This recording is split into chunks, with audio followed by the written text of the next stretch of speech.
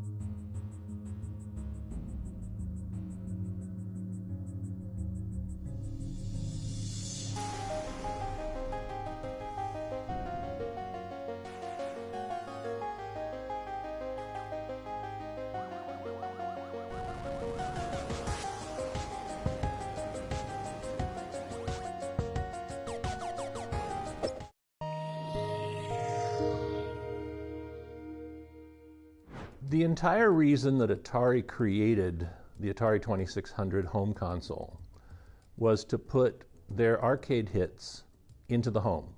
If we can sell home versions of our arcade hit games into the home, we can sell millions of them instead of just take quarters from the thousands of people who go to arcades. And so the hardware was designed to make it possible to play Tank and Pong. That's about all that they did in the hardware. So the distinction is this. Coin-Up gets to use more expensive hardware. They get to use tons and tons of hardware, and they get to refresh their hardware all the time. I had played an Outlaw-like game in the arcade. I think it was Midway. And you know, I was just told to make a game, so I said, well, here's an idea, two guys shooting at each other. And so I made that game. My goal is to try to make it like the arcade game, so I could look at the arcade game and say, this is what it has to do. So there really wasn't any need for me to have communication with the arcade guys. I'm particularly proud of the Atari 2600 Canyon Bomber because it also has the Atari arcade game Depth Charge in it. So it turns out that in a 2K byte Atari 2600 cartridge, I simulated both Canyon Bomber and Depth Charge, which were probably $3,000 arcade game hardware. When I was young, when I was little, I remember there was this drugstore, and in their comic book rack, they had these abridged versions of great literature. You'd read it, and it was the whole story of Treasure Island. War and Peace, a comic book. But that whole notion of an abridged version, that is what was going to happen. When I did Donkey Kong, I had, not surprisingly, absolutely no contact with Nintendo. Coleco was able to get me a machine. So I had a machine that I could play and look at, and I had already played the game. And like David said, with Canyon Bomber, the game is the spec. Frankly, the hardware is so different in its capabilities that I can't think of any value I would have had getting in touch with anybody at Nintendo. It's like talking to the guy who created the Porsche Carrera about making a bicycle. I mean, it's like, there's not a lot there. Not a lot you're going to tell me. Here's this masterpiece and do it on this toaster, you know. And I was young enough and stupid enough to not be intimidated. And I wasn't, because I was just a kid. And I was like, no big deal.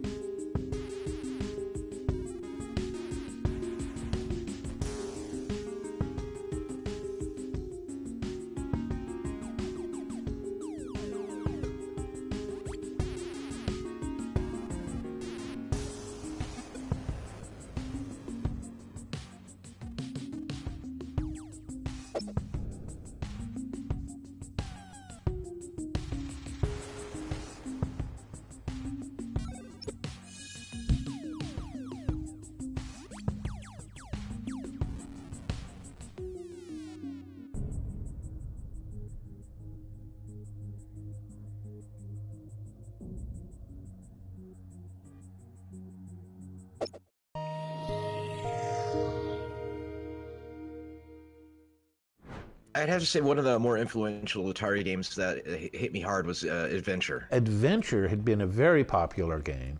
Adventure is related to really a nerdy game. It's related to like text adventures or to Dungeons and Dragons more than any of the other things, any of the other intellectual property or content on the 2600. So many games were just like kind of shooters and, you know, combat and whatnot, things like that were very simple. But Adventure really broke the mold for what the 2600 was capable of. But one of the most, like, I feel like magical, impactful moments on me with the Atari games is that we got Adventure, and I saw the cover at the drugstore, because that's where we had to buy video games, at the drugstore behind the photo counter. And we got it home. I was so excited to play it. I just didn't read the instructions. I just ripped it out of the box and like played it and started playing it. And I was like, I'm this dot, and there's like, you know, the duck chasing me, and I got an arrow, and I can't figure out what's happening. He ate me. Oh my god.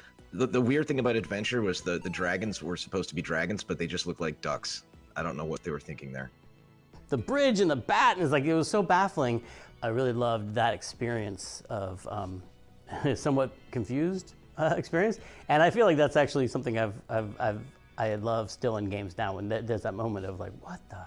Where you just get games can do that. They can just surprise you, and they can make you feel really bewildered. And then as you slowly figure out how they work, that's part of the pleasure of them, I think, is that not knowing what to expect in them. So that moment of being surprised by Adventure is really stuck with me.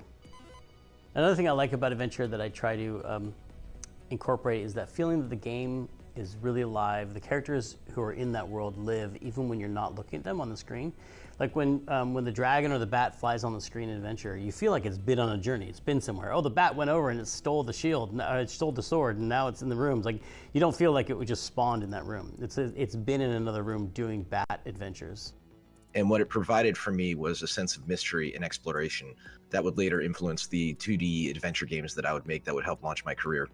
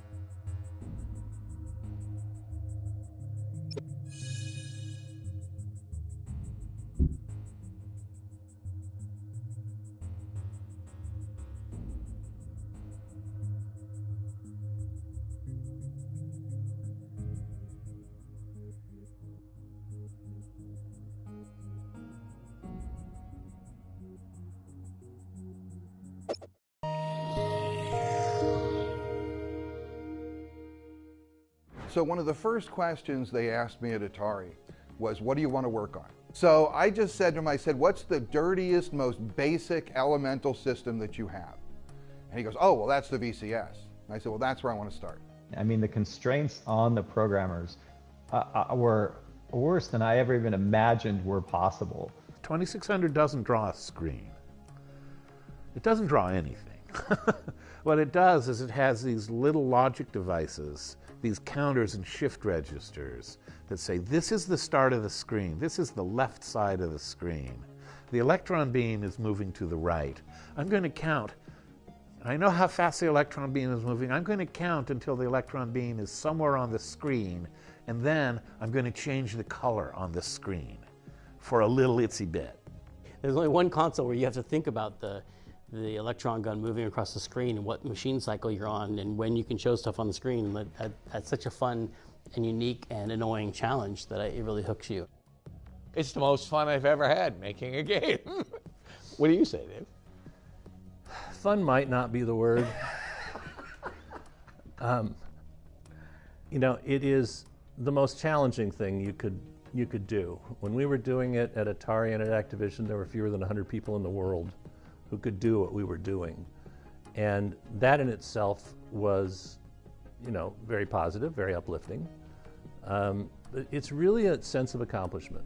If you can create something that, you know, 1 million people love on this horribly limited piece of hardware, you've created something. You know, have a sense of accomplishment. And there are very few things more technical challenging than trying to get a game out of the VCS in the first place, because the VCS is a very technically limited machine. It sounds like a fabulous thing, and when it first came out, it was, because people had never seen anything like it. I don't know if other people are as rewarded by it, but you're overcoming tremendous challenges. There's nothing that's easy to do on the 2600. And you're winning, right? I love winning. And the other thing that's fun about playing them still is that they're all 60 frames a second. They have to hit that or the screen won't draw, you know? So they're all even much better than I think consoles that came out a few years afterwards. They all feel really fast when you play them. No Atari game has any sort of lag or anything because they had no option to have lag. It's like when today, in hindsight, people criticize the first screen of Donkey Kong on the 2600. When I finished that screen, I thought it was a miracle. And you get people on Facebook today saying it's the biggest piece of junk I ever saw. And you just have to understand the perspective of where you were at the time. The programmers that worked with that machine were magicians.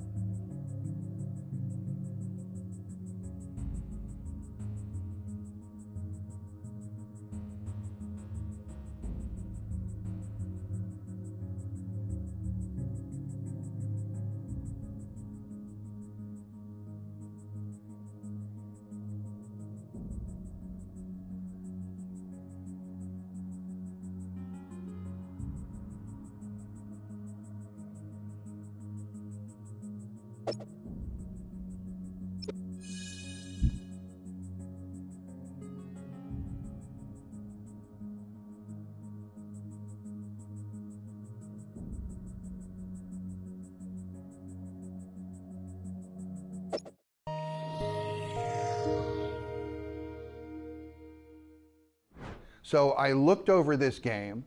It was Star Castle. I played it a bunch. I thought about it on the VCS. I looked it over and I realized, holy crap, this is going to suck. This is going to absolutely suck. And I could not afford to have my first project suck. I did a little preparation, and then I marched myself into Dennis Cobal's office, and I said, look, instead of doing this, I'd like to do this. This is something that I think uses some of the basic game ideas, but I think this is something that would work on the system. This other one won't work. And I just made this little presentation to him. And to his credit, he said, okay, you know what, go for it.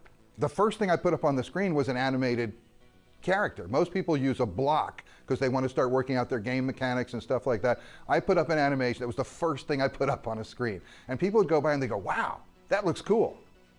What does it do? I'd be like, Nothing. You know, that's what it does. There it is. I said, I'm still working on it. Don't worry. It's like, and then it got to the point where it was time to actually play it and have some of the stuff. So I had achieved my goal of trying to make something interesting, and it sucked as a game.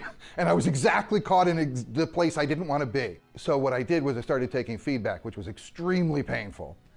To hear people telling me how much my game sucked. The only thing that really made it tolerable was that I wasn't so self-deluded at that point that I didn't realize it sucked also. Until I worked out making some of the changes and getting it through, I was in very bad shape. And I was feeling some very negative feedback from some other people. And I was feeling, you know, I'm usually the person who's hardest on myself. And that was a tough time for me. And I had to get through that before I could hear what people were saying and start to work on it. And I had to release myself from, but I have to have this, but I have to have this. You know, as a therapist, I always catch people when they say I have to. I always love people say, you know, I have to, but I have to do this. And I always stop and I say, look, you don't have to. Obviously you don't have to because you're not doing it, right? You don't have to, but you could, but there's probably a reason you're not. And the reason I'm able to give that lesson to my clients now is because I had to get over that. I had this have to that was making things not work. And until I could let that go, I couldn't make the game succeed. And when I did, it forced me to think in new ways, to think outside the box, and to go come up with some other left field solution.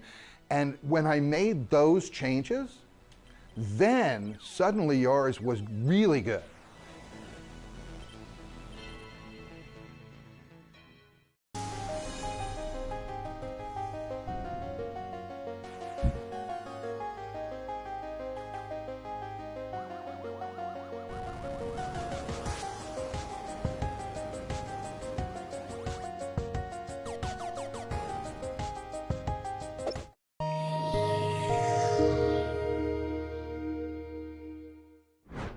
One of the product managers came by who was responsible for this product, and he goes, hey, well, we're working on naming your game. And I said, can I make a submission? Can I submit a name?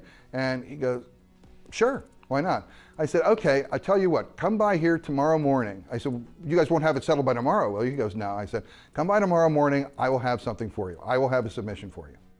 So now I know what I'm doing for the rest of the evening. I don't know if you ever tried it before. When you just try to make up a new word, everything sounds stupid. At least it does for me. I can't come up with something that sounds cool. Everything sounds kind of dumb.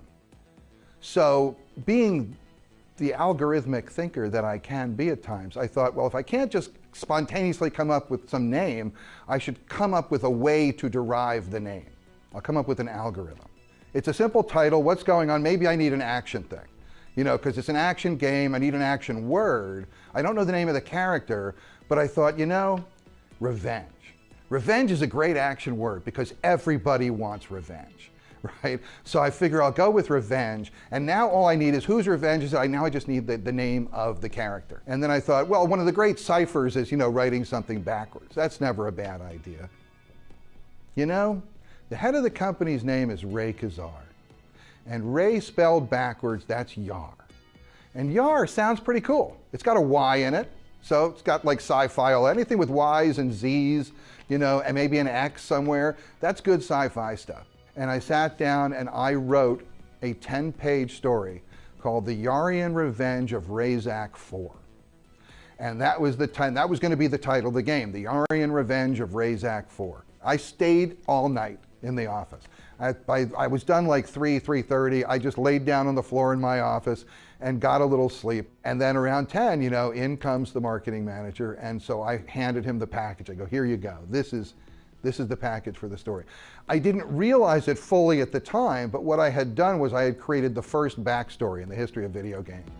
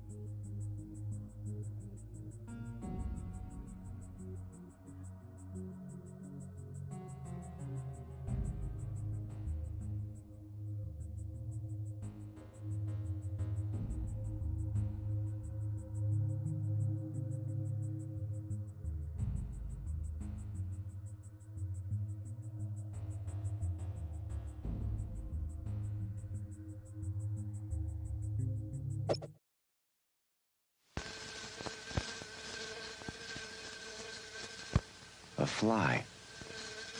I'll have a mutant fly. Hello, Yar. You'll need some protection. Ion zone. Shift chroma. Intensify. Okay, now you'll need some weapons. You have a formidable enemy. The Kotile. Watch it, Yar. He has a lethal drone. And some other tricks up his sleeve. Spiral. Go. Good move, Yar. Now I have a surprise for you. A Zorlon cannon. Use it, Yar. Fire again. Got him. That's revenge. Yar's revenge. A video game. Yeah, this can be fun. This can be a lot of fun. Like asteroids. Get him. Do it. Beautiful. Watch it. Disintegrate. Now let's go into deeper space. Galactic map. Sector 11. Hyperspace. Sights in. Cylon warships, attack. Steady, stand by, photons. Star Raiders. That's it, Star Raiders. That'll keep them on their toes. Let's see what we can come up with next. We're Atari. We have the vision, and we invented the technology to bring the excitement home to you.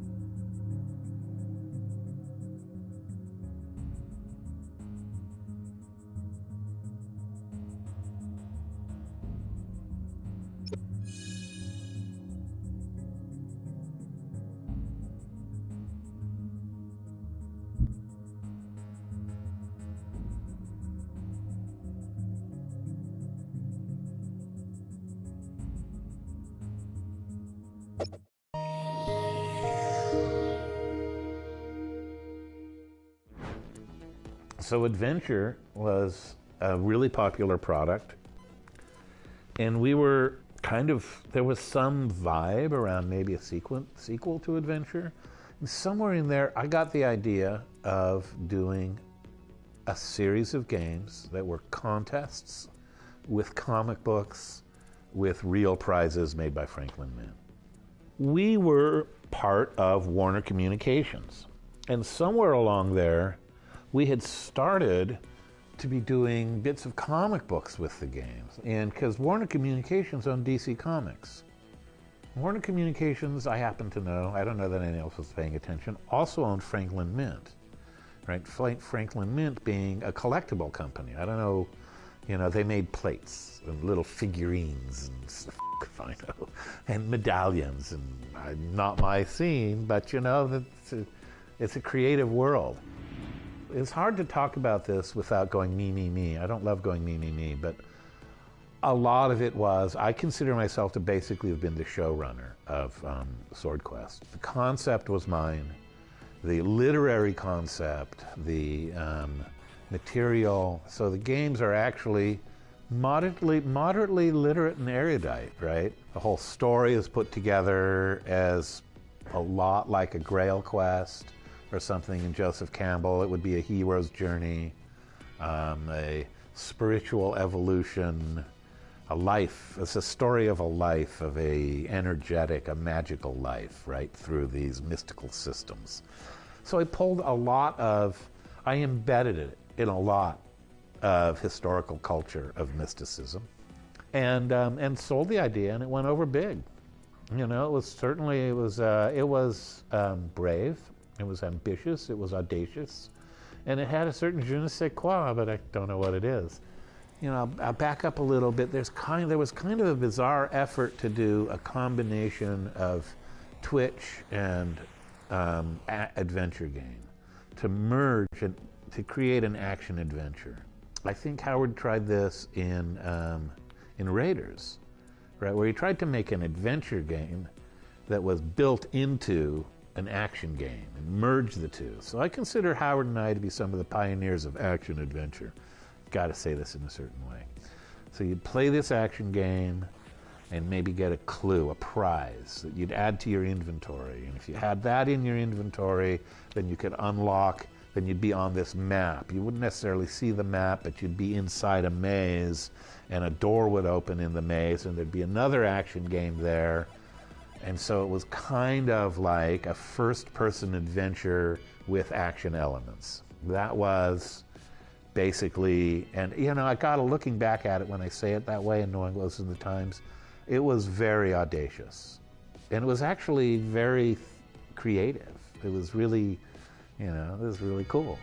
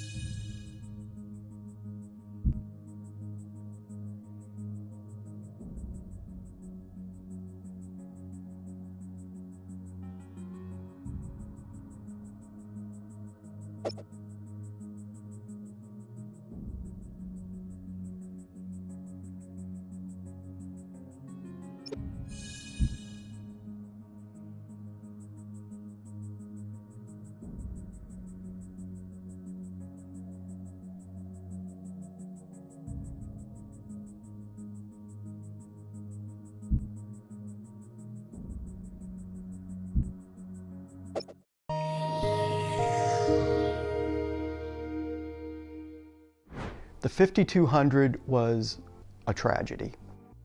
The 5200 was a good idea gone horribly wrong.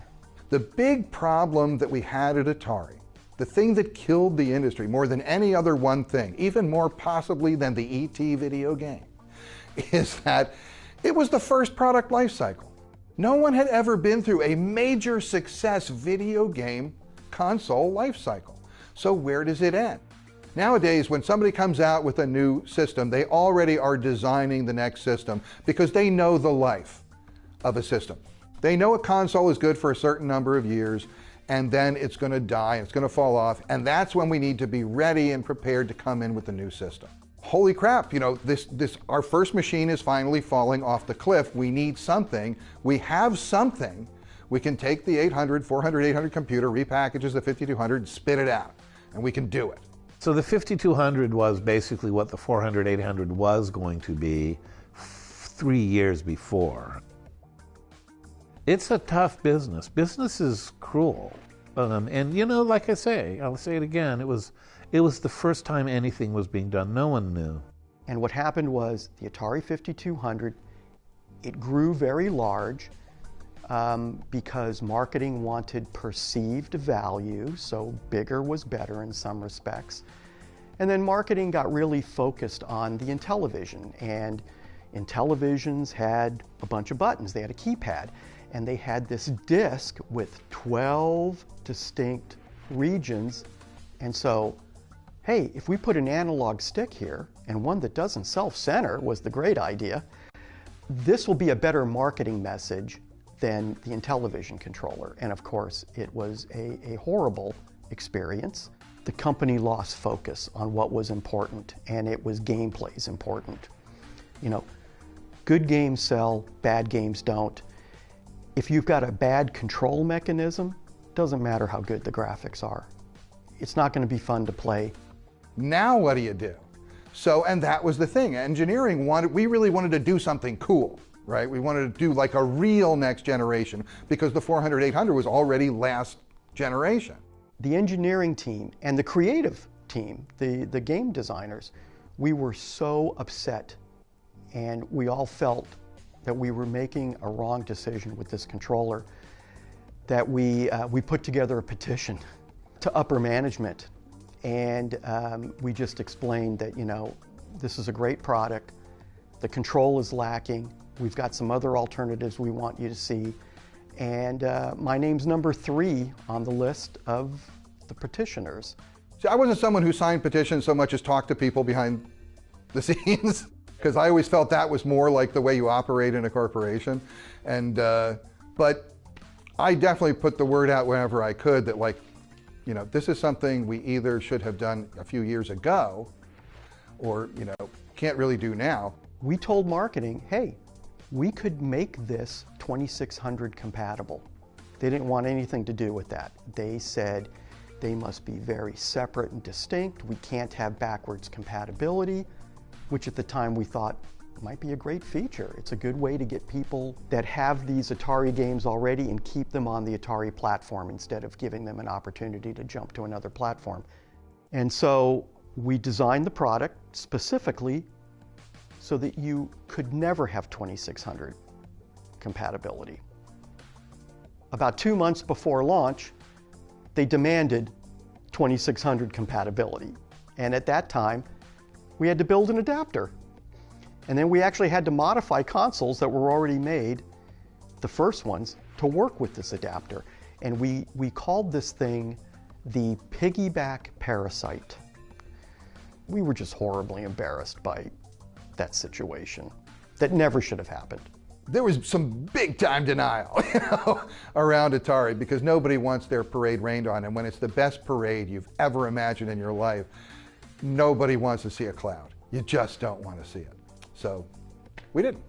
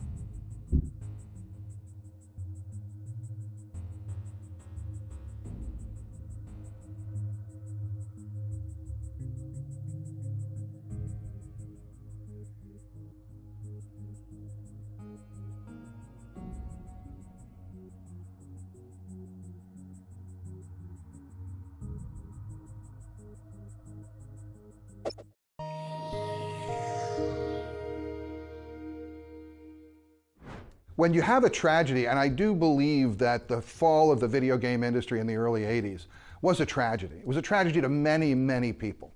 It changed a lot of lives. I think it's pretty obvious when it comes to the video game crash that Atari didn't have control over the quality. I mean, it needed some sort of way to keep just anybody from writing cartridges for it. And so many people saw this video game gold rush, and they just, started dumping crap. I remember going into KB toy stores and just seeing, really bad box art and just really just terrible looking games. And that's when I started losing interest, and the market became flooded just with garbage. And it ultimately led to, of course, things like E.T. being, actually buried in the desert like garbage. And what happened was that E.T. became the face of the crash of the video game industry. And I, of course, was the butt behind the face. That's kind of the way it went. Greed and hubris, that's what undid Atari. If they just had worked more from a place of focusing on making great games and delivering great games to the customer instead of how can we maximize revenue, I feel like they'd still be a huge powerhouse today. Frankly, Warner did not understand technology. They didn't understand the consumer marketplace, the video game, and Ray Kassar, I think was afraid of releasing new product because it might not be as successful as VCS. So that's a sure way to fail.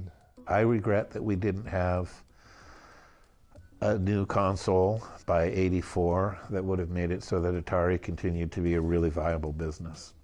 We never, ever got down to ever having any process by which we could come up with a better system. Even to say, I think people do believe that if they had just released the 5200 earlier, or if they released the 7800, or they had done different things, they would could never have they would have survived the crash a lot better, and they would be a powerhouse today. As a kid, I didn't know much about business, but I just felt like something was wrong. No one knew anything. Certainly no one knew how to replace an existing console with a new one. The real one-liner about why the game industry crashed and went away is that it was a first product life cycle and nobody knew what to do.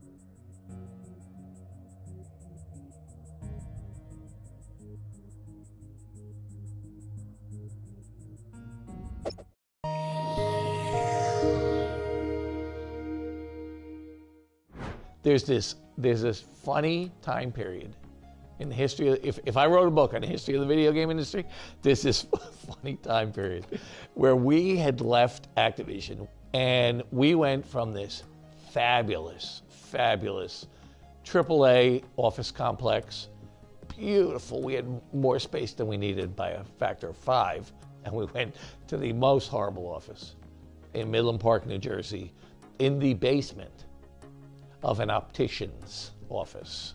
Game industry, this was after the crash. Game industry was a disaster. And it was just, oh man, what an office. It was horrible. But we survived in it. I mean, you gotta do what you gotta do. So anyway, we're in this horrible office, and we're doing C64 stuff at that point. And I get a call from a buddy of mine. Actually, he was our part-time sales guy, and he always visited Toys R Us, and he knew them really well. He called me and said, you know, you're gonna laugh, but they want to know if anybody's doing 2600 games. Because at that point, there were none. Nobody was doing them. But there were 26 million consoles in homes. And people were going in Toys R Us saying, why don't you sell games for my Atari anymore? So I said, wow, that's interesting. How many would he buy if he had a 2600 game? He said, oh, you know, 20, 30,000 pieces probably. And I said, all right, I'll get back to you. So we did Title Match Wrestling and Super Skateboarding, first 2 titles. I mean, regular skateboarding, first 2 titles.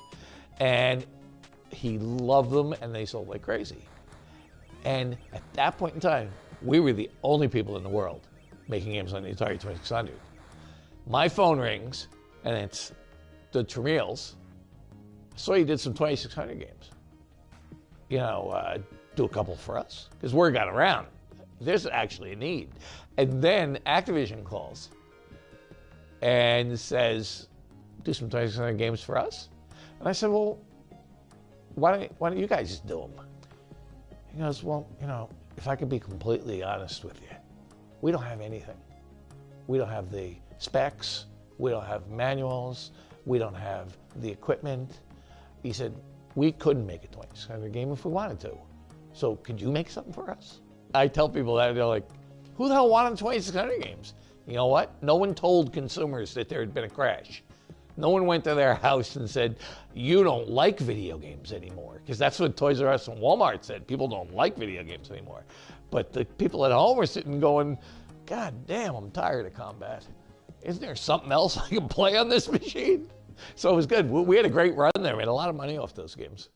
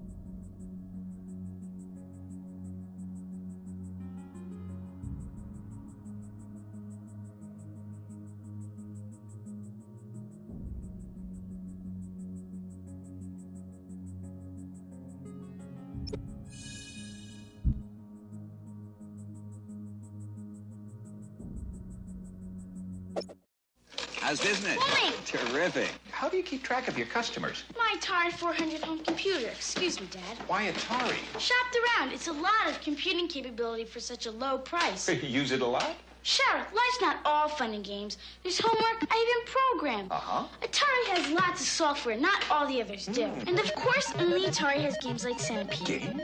Well, we executives have to unwind. Atari home computers. Only Atari puts so much in it for you.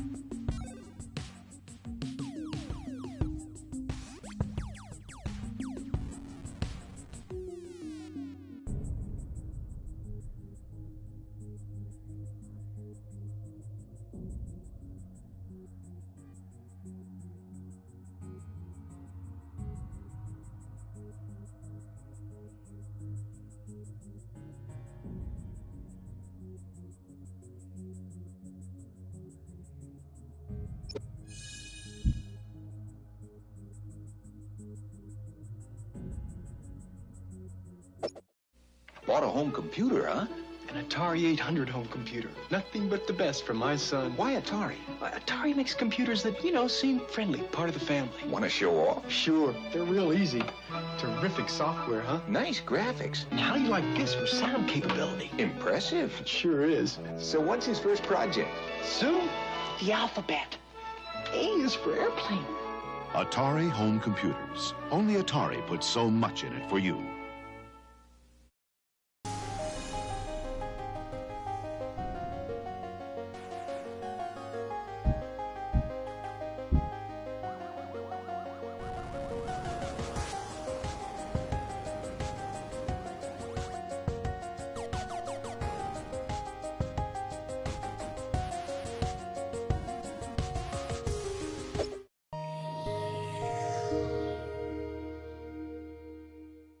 I think the Atari 400, 800 were really the first home computers that I felt like were designed to be in somebody's home and for an average person to utilize.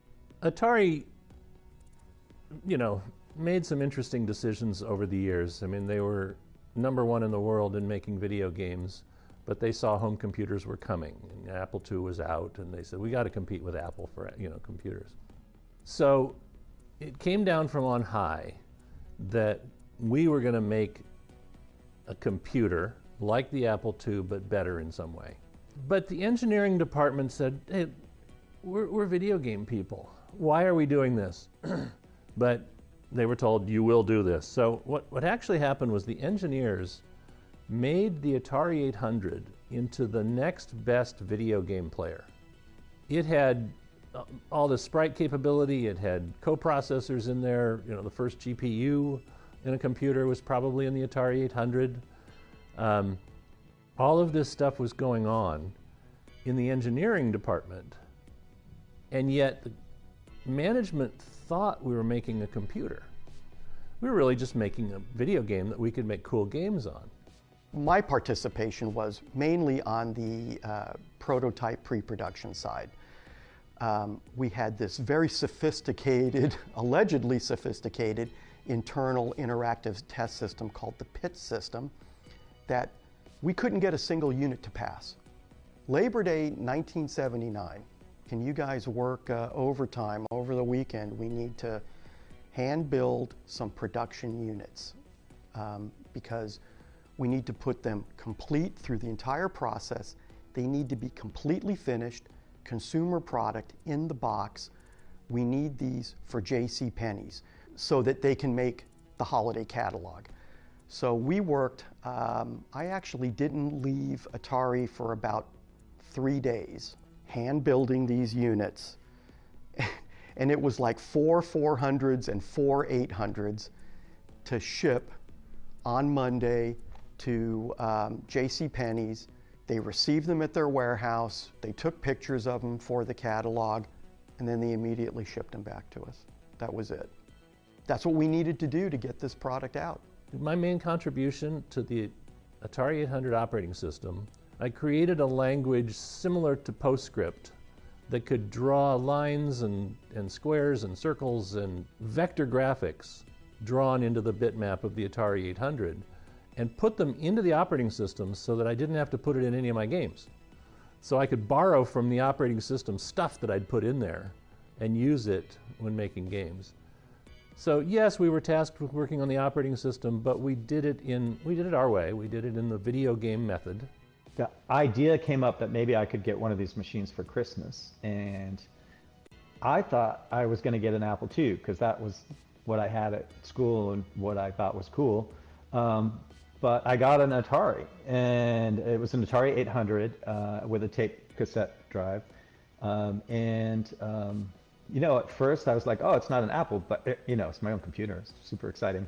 And then the more I got into it, you know, the more I realized it was so much better than the Apple. Probably piss off some Apple people, but it, you know, it was really an amazing machine. I mean, the graphics and sound on it were incredible, and it was a super fun machine to program. And so that was really what got me started.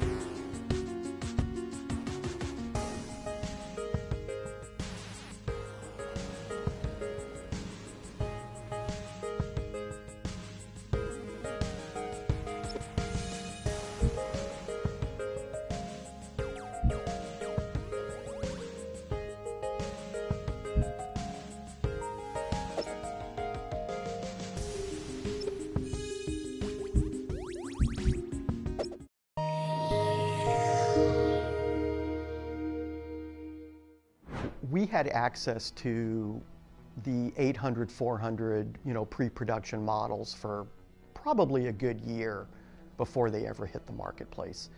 And I would literally every weekend check out an Atari 800 and prototype Star Raiders and spend the entire weekend playing Star Raiders. It was just absolutely phenomenal. I couldn't get enough of it. One of my favorite games in the 800. I really liked Star Raiders. I still play that today. I still bring up my Atari 800 and play that occasionally. Star Raiders was the killer app. Star Raiders was to the 800 what Halo was to the Xbox. You know, it was the game. You really, pretty much everyone bought it with the system. It was the system seller. It was very well done. It had a lot of depth. It was easy. It had easy modes where people could get through it, and you could work up to the harder modes, and the harder modes just made things a little more difficult. They didn't penalize you for getting good at the game. So, what did I do with my 800? And I actually did buy an Atari 800 in the company store, and I paid full price for it, full employee price. And I played Star Raiders because that's what you did on the Atari 800. You know, there was a lot of great stuff about, you know, storing recipes and doing this and learning things, and I did go through some of the learning things, but I played the living daylights out of Star Raiders, which was, I think, probably for a couple of years, the most phenomenal game you could play outside of an arcade.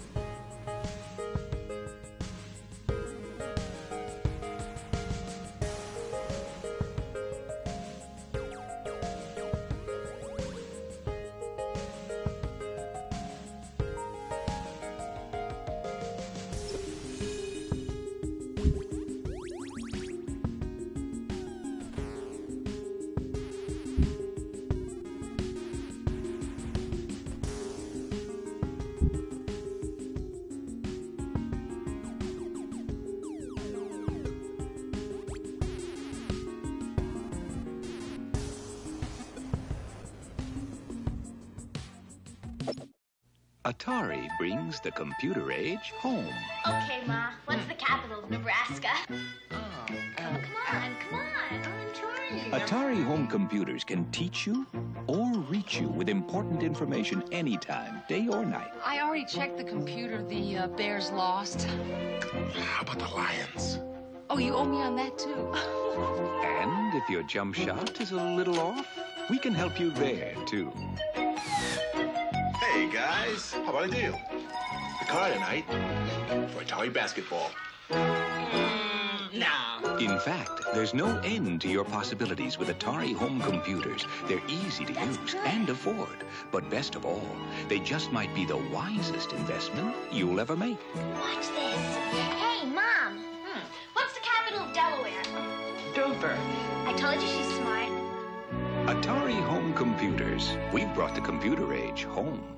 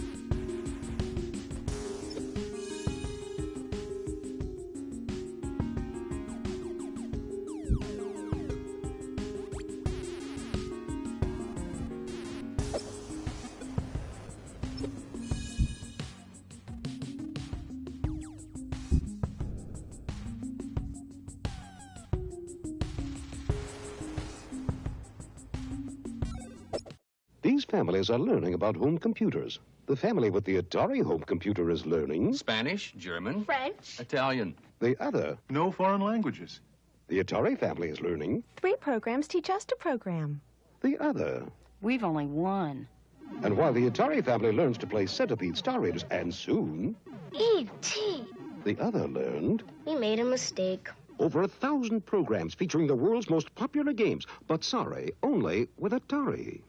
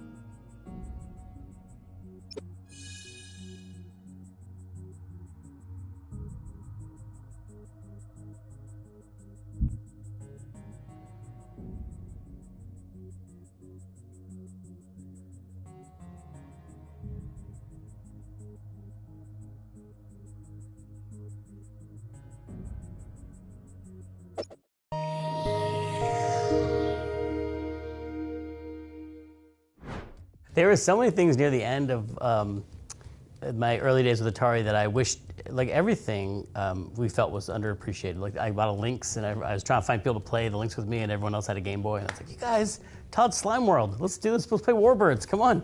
And the Lynx was totally Sam's baby. He loved the notion of the hardware, and Sam, man, he loved the Lynx into the ground, right? Against all odds, he wanted to make it successful. You know, we did the original one that was sort of the original design, and then he was like, no, we got to double down on it and do it and make it better. Being in the Bay Area, you see these ads, come test video games. So I think I tried out at a few places. Electronic Arts comes to mind. Didn't get the job there, but was lucky enough to kind of get the QA job at Atari. Back in the day, I think it was a lot more fun. People playing 4 Lynx games and then having them all go out of sync and then having to track that down. Like, probably at the 1,000th time that happens, it does get a little old. But I think back in the day, you actually got a lot more input into the games. So a lot of the last Lynx games like Lemmings and some of the early Jaguar games like Cybermorph, the QA department actually got a lot of input into those games from a design perspective. You know what? I think the Lynx was great hardware. I like the fact that it was color. And I think the fact that you could have this like 4-way local multiplayer was great. 20 some years later, here I am buying a Lynx with a RGB output because people are still modding them, you know, and selling them on eBay and stuff, right?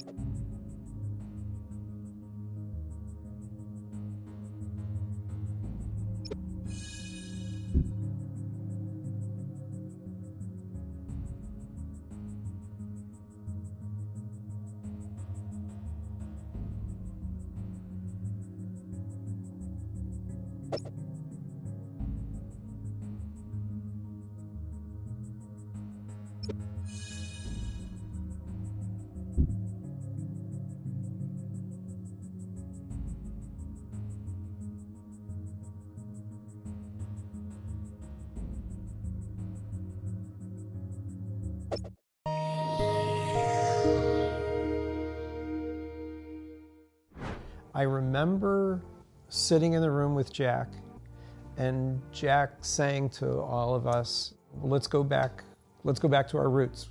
Let's do at least one more game system. The controller is quirky. The industrial design of both the CD and the main unit are quirky. And the fact that, like, I guess somebody used the tooling on the main unit to make some kind of dental device. Like, it just has like this weird, quirky history that I think is also inviting. One of the most interesting things about the architecture of Jaguar was this notion of having the Motorola 68000, which basically was responsible for booting and housekeeping, and then the Tom and Jerry chips. I mean, I think at the time, 68000 was still a strong processor, but obviously it was in the Genesis and other things, so you weren't really getting that true 64-bit experience. But I think there's games out there that took advantage. There's so many features in Jaguar that for a developer like Jeff Minter that did Tempest 2000 for Jaguar was like, wow, give me this. I would say other than Cybermorph, it did not necessarily feel like that quantum leap that we were promised. It wasn't the flying cars, as they say, that we would have in the future, but you could see the potential, and that's what was really cool. You could see the parts of Cybermorph. You're like, oh, fully 3D world compared to something like maybe a Star Fox, which was on rails. My perspective is the rule of thirds, where if you want to wind up with one really, really great game, you need to lay down 9 bets, because out of those 9, 1/3 probably will ship. And out of those 3 games, one is going to be a hit, the other will be, and the other probably might be a dinger. Yeah.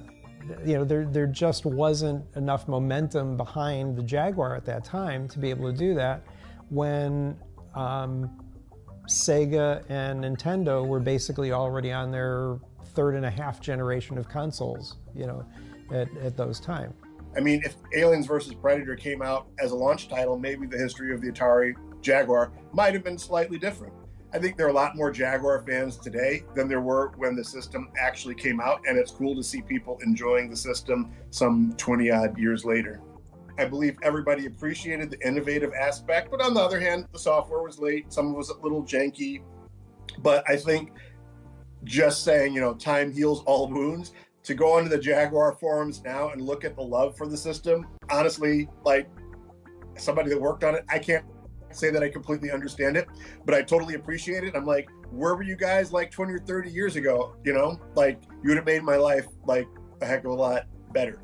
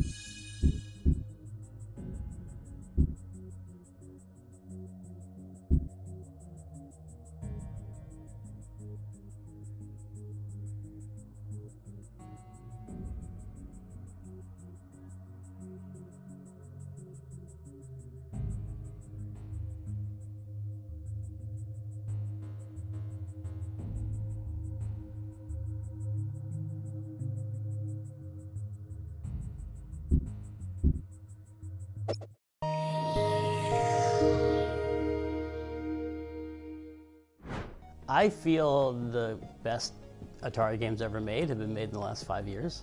Like, I think the homebrew scene is incredible. People have figured out, and it's unfair to compare because the original people had like 5 weeks to make, ET or whatever. And now people can take, it's like a hobby. You can take as long as you want. And you have access to like special chips and stuff. But still, they're still working. Eventually, making carts that you plug into your original Atari 2600 and they run and they're super fun. We saw it evolving, and there was a lot of nostalgia involved for that to happen. We loved this particular game system, and it's a great intellectual challenge. In 2009, I was given a talk in Philadelphia just talking about the game business and my experience there. And after the talk, somebody came up to me and they said, hey, I just saw this cool book just came out called Racing the Beam. And it's about programming the 2600.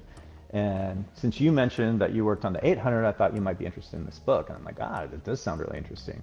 Back in the old days when I had my Atari 800, I did learn 6502 assembly language, and so I've been messing around and making some of my own Atari games. I'm not ready to make Psychonauts on the Atari yet, but someday I'm going to make Psychonauts on the Atari 2600. Not announcing that yet, but don't tell anyone. But what is the point of going back to work on one of these old machines anyway? I mean, to me, the point is I want to know what it was like to be, you know, Todd Fryer, you know, and who was, you know, told he has 3 months to write Pac-Man on this terrible machine. And am I a man enough, you know, programmer to be able to do that? You know, Pac-Man was actually technically quite solid. it's fun to program for the 2600 because it's unique. It's, you know, 128 bytes, not K, but like bytes of memory. Like, it's so limited that it helps you edit, you know, and so you can't do everything. You can't imagine an experience and then implement it on the Atari. You have to go the other way around. Like, how many blocks can I move on the screen? Like, how can I turn that into a fun game? It was very, very hard to squeeze a 128 level game with a, you know, title screen and a boss encounter and all that into 4K of ROM, because that's one of the limitations on the 2600 if you're going to live within the original constraints. And so I learned a ton about the 2600 along the way. I had a lot of fun. It was a lot of hard work, and I'm proud of the way it turned out. I think of the homebrew as the hobbyist who wants to see if he can do it, and he makes a game and he makes a few for friends. That has evolved into some actual publishers making Atari 2600 games that are out there. But there was a guy came on there the other day, and he's like, I just want to say this is the most supportive technical community I have ever been part of. So it is an amazing community and very welcoming to new people. So I would encourage people to do that.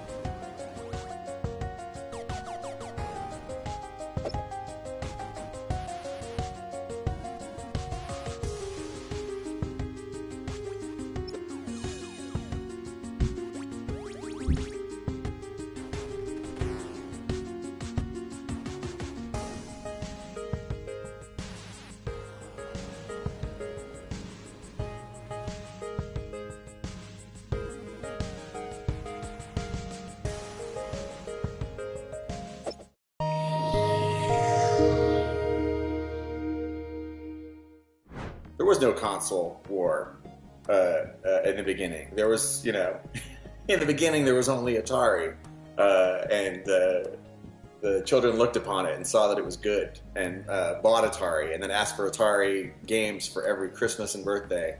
The Easter eggs, finding the Easter eggs in Howard's game and Warren's game, you know, those were huge moments for me in my childhood, and my favorite early gaming experiences, especially finding that room in Adventure. You know, that path that everybody, whoever found the Easter egg, follows those clues, and then discovers this, you know, this secret room, this message hidden by the creator of the game, who I didn't even know who he was, and here's his name, and a whole secret room, you know, that most kids who played this game never found. I found this secret place left by the creator, you know, with a message for me. It was profound, and the first time that it ever happened in a video game. And so years later, when I was, you know, I think had the initial idea for Ready Player One, was what if Willy Wonka had been a video game designer? And what if he held his golden ticket contest inside a video game? And that immediately made me think of the secret room at Adventure, and how that could be, you know, how he finds his worthy successor, you know, instead of a tour through the factory where he slowly kills off all the children. It could be an Easter egg hunt inside this, you know, sprawling video game, and it could be hidden the way that those Easter eggs were hidden in the Atari games. And so there's no way I ever would have written Ready Player One if I hadn't grown up with an Atari and playing those games and finding those Easter eggs.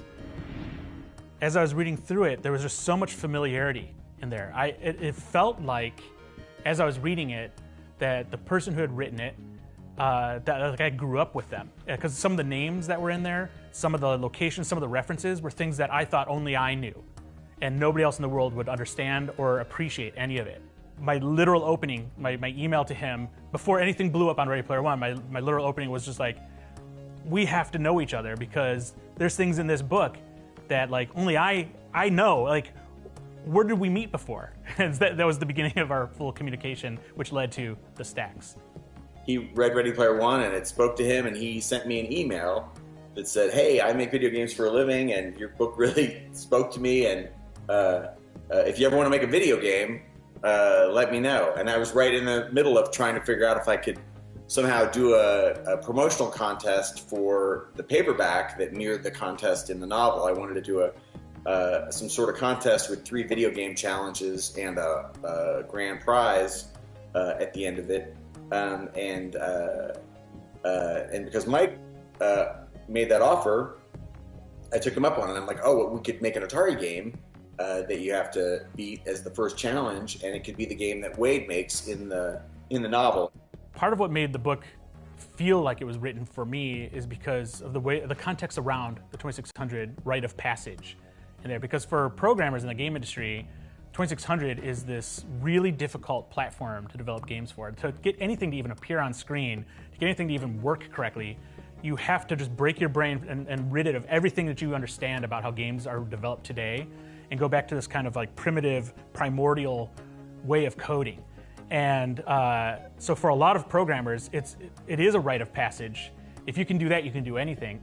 Wade makes his own game, and it's the Stacks. It's based on his life in the Stacks, and he describes it as a Pitfall ripoff that has you climbing around the stacked trailers, looking for food voucher power-ups and trying to avoid like pedophiles. And it's like a 1-paragraph description of this game. But I sent it to Mike, and he's like, "Oh, hell yeah!" And so I had dabbled over the years with trying to understand 2600 programming. I'd made a couple small games, a couple hacks. So when this kind of came around, it was the perfect excuse to just finally deliver something that was all original and build something from the ground up. Once it started to work, it was completely satisfying. I felt like I had mastered what the greatest engineers in the world have mastered before me, and that I finally had an understanding of it. And to get there, of course, I had to enlist some help. And so that help came in the form of Kevin Wilson, our CTO at Digital Eclipse. I didn't mention this before, but we only had a few weeks to pull this off. So we were not only trying to learn 2600, but we're also given the time frame that basically ET had to try to get this game out the door. So we were reliving the worst of Atari's development history all over again, and I savored every second of it. In our original contest version, all the items are hidden in the same place, which is great because we had people making maps. For like the first time since they were kids, they were making maps of the stacks to remember. So if they died, they could go back and find where the items were. But then they added randomization, and now it might be one of the best Atari games ever made. Not to brag, but the stacks is pretty deep and pretty replayable for an Atari game. That's why I think Atari is always going to hold a special place in the hearts of people like me, just because it was, it was the first, and it was, so needed. We were so bored in the late 70s. We needed video games at home so badly. The fact that other better consoles came later is because they saw the giant cultural and economic behemoth that Atari immediately became. Atari created the video game industry, the home video game industry, and everybody that's come since then is, kind of building on what Atari created.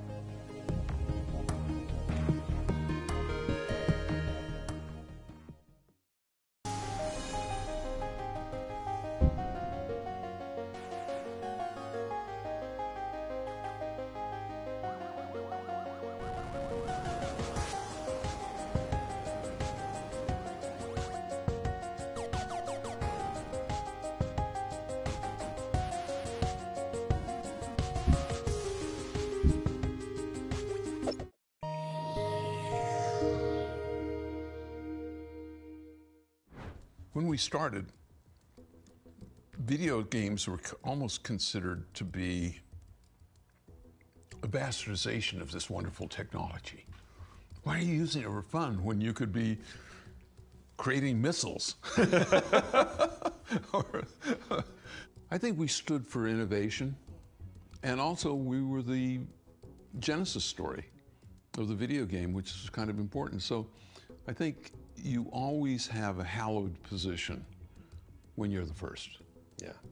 When we chose the Fuji logo, I wanted it to be an upward swoosh. And I think that if you look at the Atari logo, it's a collective, it's aspirational, just in the nature of the graphic. Also, Atari, I lifted it from the game of Go. So it's a game word.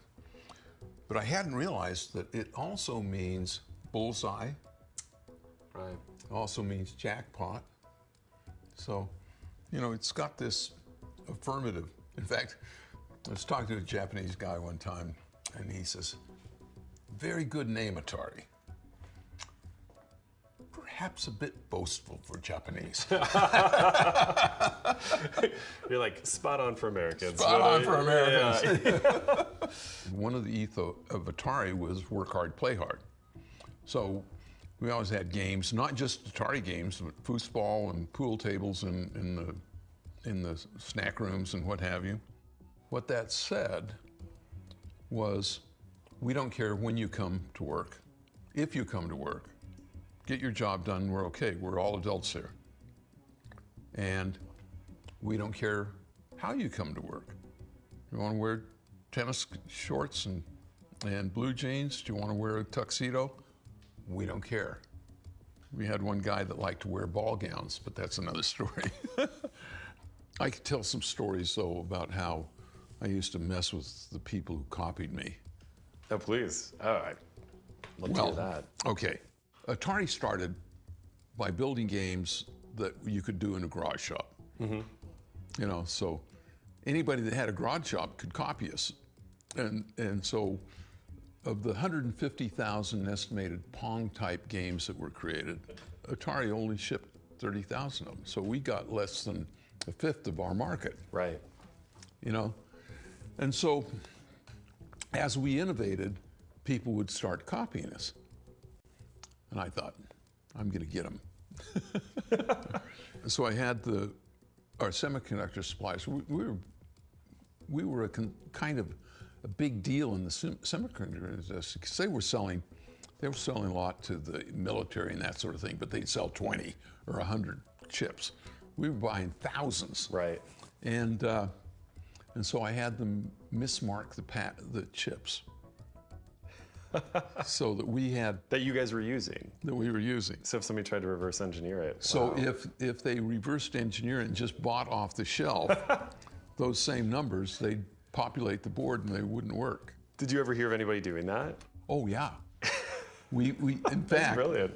We had one company that basically declared bankruptcy because they had a whole floor full of machines that they worked because they were hurrying to do it. Oh, man. And we had the temerity to have a champagne party on their front lawn.